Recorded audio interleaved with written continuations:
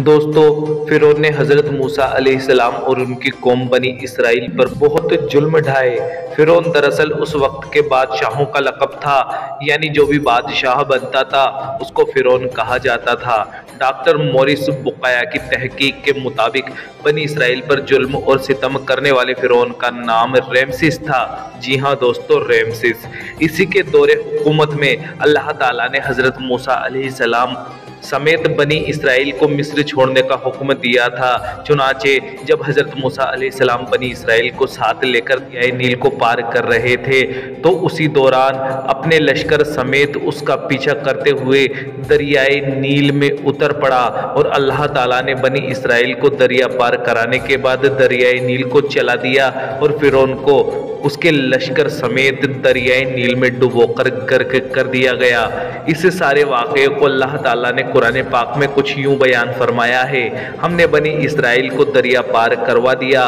फिरौन और उसके लश्कर ने सरकशी और जुल्म से उनका पीछा किया, यहाँ तक कि जब वो गर्क होने लगा तो कहने लगा, मैं इस बात पर ईमान लाया कि उसके सिवा कोई माबूद नहीं जिस पर बनी इसराइल ईमान लाई और मैं मुसलमान हूँ। उससे कहा गया, अब ईमान लाता है, हालांकि तू इससे पहले नाफरमान था और फसादी था, हम तेरी लाश को बचा लेंगे, बाकी जो बाद में आने वाले हैं उनके इबरत की निशानी बन जाए। बेशक लोग हमारी निशानी से बड़े गाफिल हैं। दोस्तों, इस आयत में साफ साफ कहा गया है कि हम फिरौन की लाश को महफूज रखेंगे ताकि वो बाद में आने वालों के लिए इबरत की निशानी बन जाए और अपने आप को खुदा कहलवाने वाले को देखकर आने वाली नस्लें सबक हासिल करेंगी। चुनाचे फरमाने इलाही के मुताबिक फिरौन की लाश को इसकी ममी शुदा जिस्म को 1898 में दरियाए नील के करीब तस्बीहा के मकाम पर शामों की वादी के करीब बरामद किया गया। वहां से इसे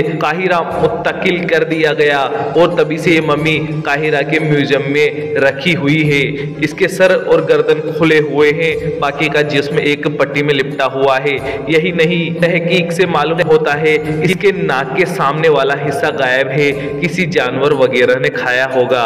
गालिब हो कि मछलियों ने इसके ऊपर मुंह मारा होगा, फिर इसकी लाश को फैसले के मुताबिक किनारे पर फेंक दिया गया ताकि दुनिया के लिए इबरत हो। सन 1975 में डॉक्टर मॉरिस ने मिस्री हुकूमत की इजाजत से फिरौन के जिस्म के उन हिस्सों का जायजा लिया जो उस वक्त ढके हुए थे। लेजर मशीन के जरिए से इसका मुताला किया। इस रिसर्च के नतीजे कुछ इस तरह से थे। रिसर्च के मुताबिक फिरौन की लाश ज़्यादा वक्त तक पानी में नहीं रही। अगर फिरौन की लाश ज़्यादा मुद्दत तक पानी में डूबी रहती तो ख़राब हो सकती थी, बल्कि पानी के बाहर भी अगर ज़्यादा वक्त तक लावारिस हालत में रहती तो ख़राब हो सकती थी।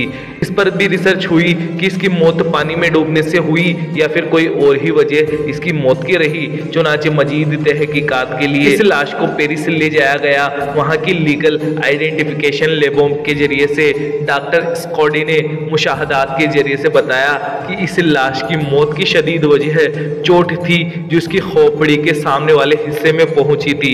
इसके खोपड़ी के मेहराब वाले हिस्से में बड़ी गहरी चोट मौजूद है और ये तमाम की तमाम तहकीकात कुरान पाक में मौजूद फिरौन के जिक्र के बारे में तस्दीक करती है, जिसमें बताया गया है कि फिरौन को दरिया की मौजों ने अपने चपेट में ले लिया था।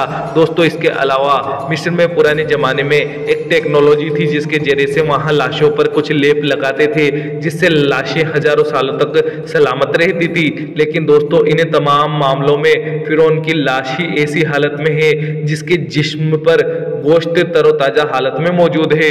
कुछ साइंटिस्ट का कहना है कि हर साल 15 मार्च को इसकी लाश पर चूहे छोड़ दिए जाते हैं जो इसका बड़ा हुआ गोश्त खाते हैं। इसके बाद इसकी ड्रेसिंग की जाती है और इसे वापस से शीशे में कैद कर दिया जाता है। दोस्तों, गौर करने वाली बात यह है कि अल्लाह ताला ने कुरान में किया हुआ अपना वादा पूरा किया है कि हम फिरौन की लाश को लोगों के लिए इबरत का निशान बनाकर पेश करेंगे और उसे हमेशा महफूज रखेंगे, क्योंकि गुरूर और तकब्बुर की वजह से फिरौन का ये हाल हुआ।